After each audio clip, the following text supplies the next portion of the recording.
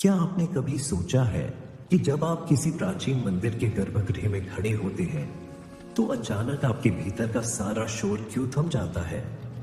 आप वहां प्रार्थना करने जाते हैं, लेकिन अक्सर आप मौन होकर लौटते हैं। क्या यह केवल श्रद्धा है या फिर आपके शरीर के भीतर कोई बायोलॉजिकल ट्रांसफॉर्मेशन या जैविक बदलाव हो रहा है? आज हम धर्म की नहीं, वाइब्रेशनल साइंस की बात करेंगे।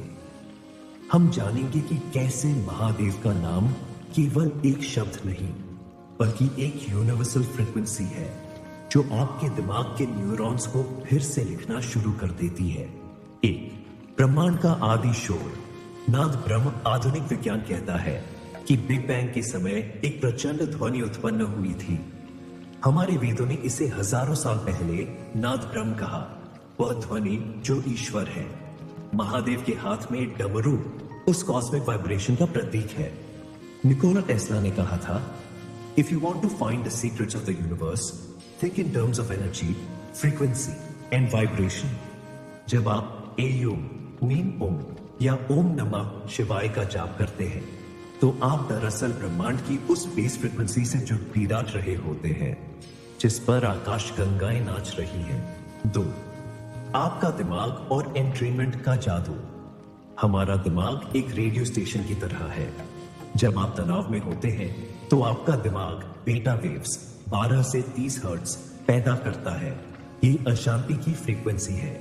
लेकिन जब आप शिव मंत्रों के संपर्क में आते हैं तो एक चमत्कार होता है जिसे विज्ञान ब्रेनवेव एंट्रेनमेंट कहता है।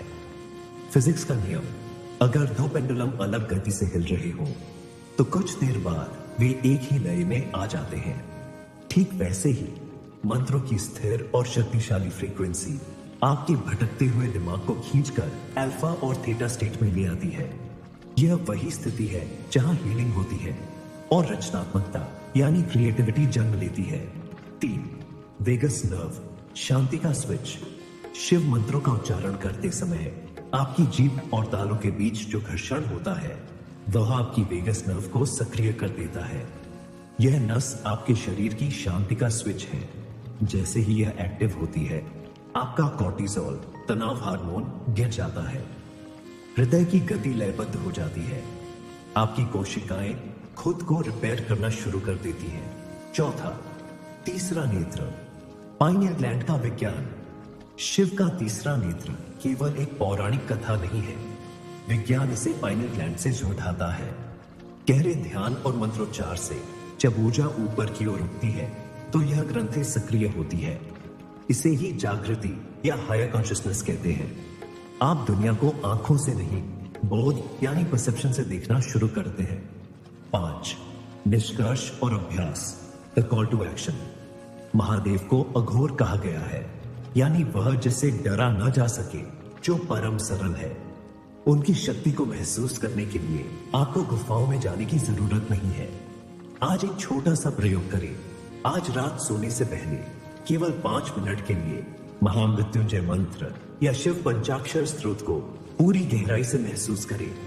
अपने भीतर उठने वाली उस सूक्ष्म कंपन, वाइब्रेशन को पकड़ डालें।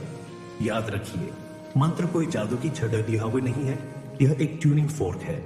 यह आपको उस ईश्वर से नहीं जोड़ दिखाता जो बाहर है, बल्कि उससे जोड़ दिखाता है जो आपके भीतर मौन बैठा है।